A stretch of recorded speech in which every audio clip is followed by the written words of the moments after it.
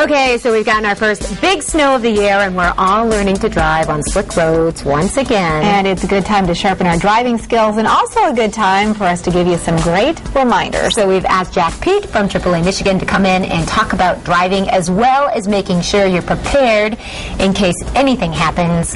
Jack, great reminder, because you never know when you're going to need this stuff, right? Absolutely. It doesn't have to be on a trip. It can be just going on a short jaunt to the grocery store or something and end up being stuck in traffic or on a snowbank or something along that line for hours. That's right. So what are the kinds of reminders at AAA that you really want to, just to make sure that you're reinforcing to people this early in the snow season? Well, you know, as we try and remember how to drive on snow and ice again, people need to just increase their following distance, slow down. You know, if there's a snowplow out there, make sure you give the plow plenty of room because they can't see, you know, the cars quite as well. But slowing down and you know, planning your trip a little bit more, you know, those are critical. And scan farther ahead down the road to see what's going on up in front of you. Yeah, it is so crazy because this is the time of year when we do so much traveling. You know, we're just off of Thanksgiving. We have Christmas still coming. You know, we're going to parties. We're seeing family. But this is also the time where we're kind of relearning that winter driving. It's kind of a dangerous mix.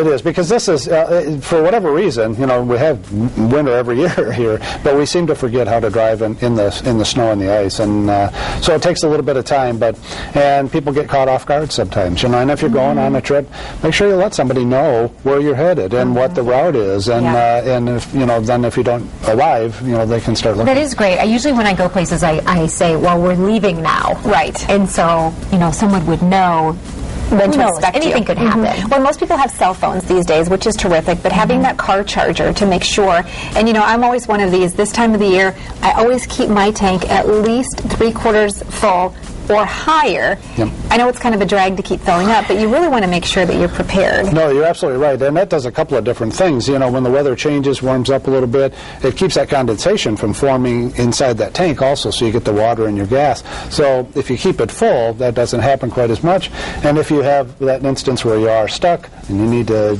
keep your car running and turn it off and on, you have some gas to do that. Okay, let's say worst case scenario, something happens, you're in an accident, you're stuck in traffic, it's an emergency, you brought some items in, which are a pretty good idea to keep in your car during the winter season. Right, this kind of a kit to put together in your car just to have for those, you know, types of emergencies that are unforeseen. Hopefully you never have to use it.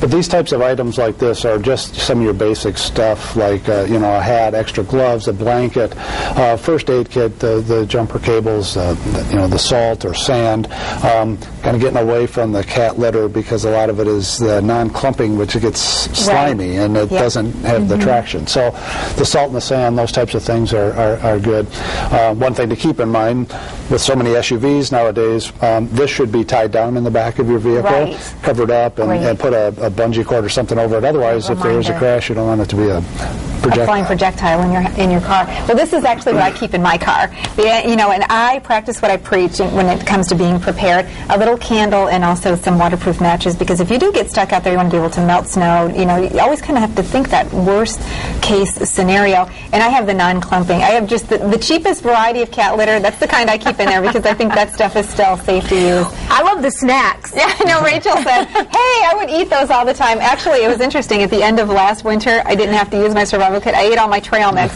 And so this year I switched to those Cliff Bars. You know, and there are lists out there, and we certainly can have one. We gave it out last year and can do that to kind of help remind you, you know, what you might want to have out there, because there are different scenarios that you can get caught in order, but, you know, to also AAA.